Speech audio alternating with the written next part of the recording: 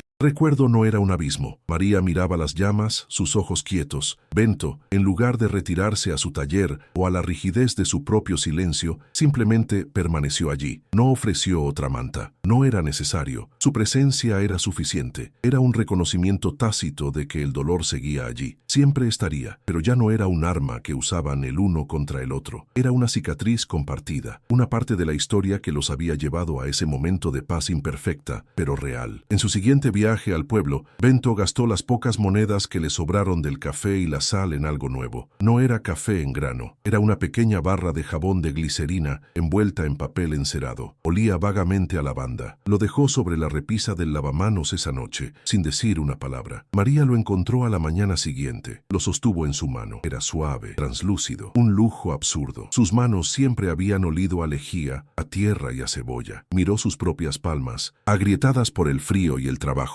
Vio a Bento en el patio, afilando su azadón. Entendió el gesto. No era un regalo de amor romántico, era un regalo de cuidado. Era él diciendo, veo tus manos, veo tu trabajo, mereces algo suave. Ese día, el agua en la palangana se sintió diferente, y el leve aroma a lavanda fue un recordatorio de que la ternura podía tener formas prácticas. María se sentó a remendar la ropa esa tarde, como siempre, pero el hilo y la aguja se sentían distintos en sus dedos. Sus manos, después de usar el jabón suave, se sentían menos ásperas. Miró a Bento, que estaba en el porche, simplemente mirando el atardecer. Seguía siendo el mismo hombre calloso, el mismo hombre de silencios áridos. Nada espectacular había sucedido. No había habido grandes declaraciones ni promesas. Simplemente, un animal había enfermado y ellos habían decidido cuidarlo juntos. Y en esa vigilia, el hielo se había roto. Se dio cuenta de que el amor no era la risa de la juventud ni las promesas hechas bajo la luna. El amor era esto, elegir quedarse. Era reparar un banco cojo, era traer un jabón suave, era sostener una mano en la oscuridad absoluta, era la voluntad compartida de ver amanecer un día más, juntos. Las estaciones giraron. El frío intenso del invierno llegó y cubrió el campo con una escarcha blanca y dura. Dentro de la casa de adobe, el fuego de la estufa era el corazón latente de su mundo. Se sentaban cerca, él en su silla, ella en la suya, el banco reparado guardado para días más cálidos. María tejía, sus agujas chasqueando suavemente. Bento tallaba un pequeño trozo de madera, no para hacer una herramienta, sino simplemente sintiendo la veta bajo el cuchillo. No hablaban, pero el silencio era ahora un idioma que ambos entendían. Era un silencio cálido, denso como la manta que compartían, un espacio donde sus dos soledades se habían encontrado y habían decidido hacerse compañía. El viento aullaba afuera, pero la casa se sentía sólida. Habían sobrevivido al vacío interior, y ahora ningún viento exterior podía derribarlos. Una mañana helada, el aliento de Bento formaba nubes de vapor en el aire del establo. Clara lo recibió con un mugido bajo. Mientras la ordeñaba, el calor del animal se transfería a sus manos casi congeladas. Apoyó la frente en el flanco de la vaca por un momento, un gesto de gratitud silenciosa. Este animal, con su vida terca, había sido el espejo donde se vieron obligados a mirarse. La desesperación que sintieron por ella les había recordado que aún eran capaces de sentir desesperación por algo. Les había recordado el miedo a la pérdida, y al hacerlo, les había recordado el valor de lo que tenían. Al terminar, acarició su cuello. Era la misma mano que había buscado a María en la oscuridad, la misma que ahora reparaba bancos y ofrecía café. La vida de Clara era el ritmo constante que marcaba su nueva paz. El trabajo de la cocina continuaba. María amasaba el pan para la semana. Sus manos, ahora siempre limpias con el jabón de lavanda, se hundían en la masa con fuerza. El olor de la levadura llenaba la cocina. Bento entró, trayendo leña para el horno. Se detuvo detrás de ella. Vio sus hombros, un poco encorvados por los años, y el movimiento rítmico de sus brazos. El silencio estaba lleno solo del sonido de la masa golpeando la madera. Él levantó la mano. No fue un impulso, fue una decisión. La puso suavemente sobre el hombro de ella. María se detuvo. Sintió el peso y el calor a través de su chal. No se giró. Solo cerró los ojos por una fracción de segundo, aceptando el toque. Él apretó levemente, un gesto que decía, estoy aquí, te veo. Luego, retiró la mano y apiló la leña. Ella siguió amasando, pero la masa pareció más ligera. Volvieron al porche cuando el frío amainó, con el banco sólido bajo ellos. Miraban el paisaje que había sido su única posesión y su condena. Era el mismo campo árido, los mismos cerros distantes. Nada había cambiado afuera. La pobreza seguía siendo su compañera diaria. La tierra seguía exigiendo trabajo a cambio de una supervivencia escasa. El futuro no prometía riquezas ni facilidad, pero mientras miraban el horizonte, ya no veían un final, sino una continuación. Habían reescrito su historia no cambiando el escenario, sino cambiando la forma en que se miraban dentro de él. Habían encontrado la redención no en un milagro divino, sino en un acto terrenal, la decisión de cuidar, la voluntad de tocar, la valentía de aceptar un gesto de ternura. Su amor no era un fuego, era un adobe, fuerte, hecho de tierra, secado al sol y capaz de resistir la tormenta. El último día del invierno, Bento despertó antes del amanecer. La habitación estaba sumida en una oscuridad gris y helada. Giró la cabeza. En el otro catre, María también estaba despierta. Sus ojos estaban abiertos, fijos en el rectángulo pálido de la ventana, esperando la luz. No se dijeron nada. El metro de distancia entre ellos seguía allí, un espacio físico inalterable, pero ya no era un abismo. Bento levantó su mano derecha, la palma hacia arriba, en el espacio frío entre ellos. Fue un ofrecimiento silencioso. Ella lo vio. Con una lentitud infinita, como si despertara de un sueño de décadas, María deslizó su propia mano por debajo de la manta áspera. Sus dedos encontraron los de él. No se agarraron con fuerza, simplemente se posaron, piel contra piel, callo contra callo, y así, quietos, sosteniéndose el uno al otro en la penumbra, esperaron juntos a que saliera el sol. ¿Qué te pareció esta historia? Cuéntanos en los comentarios qué sentiste con el viaje de Bento y María. A veces, las conexiones más profundas no necesitan palabras, solo un gesto en el momento justo. Si conoces a alguien que esté pasando por un silencio similar o que simplemente necesite recordar el poder de la resiliencia y el valor de un toque, compártele esta reflexión. Tu historia y cómo te conectas con las nuestras también nos importa. Gracias por acompañarnos.